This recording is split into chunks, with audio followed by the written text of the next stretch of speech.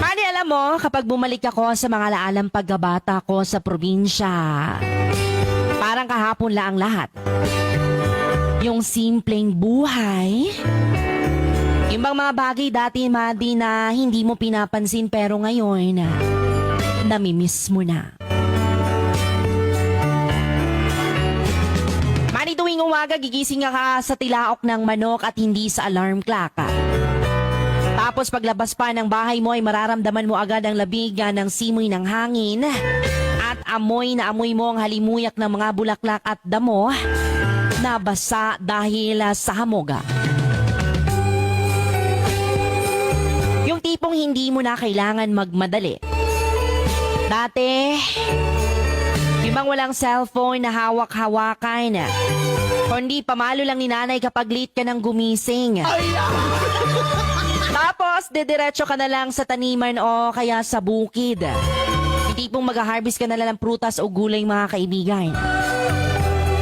Laging may mga alagang kambing o mga hayop at iba't ibang hayop pa yan.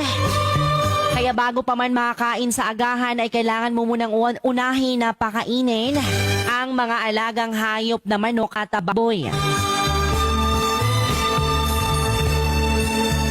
Mama, di ang saya ng laro namin noon. Simple lang pero sobrang saya.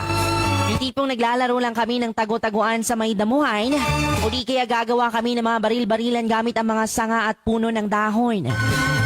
Di na kailangan ng gadgets noon, mga kaibigan, kasi sapat na ang kalikasan para mag-enjoy ka.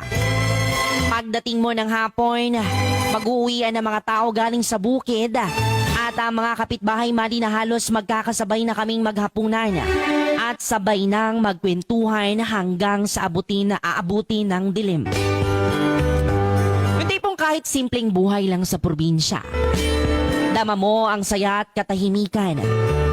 Ngayon, habang abala tayo sa mga bilis na buhay sa syudad, minsan, gusto ko na lang bumalik sa panahong ngayon. Doon dahil simpleng buhay kung saan walang masyadong iniintindi, kundi kung paano ka lang magiging masaya.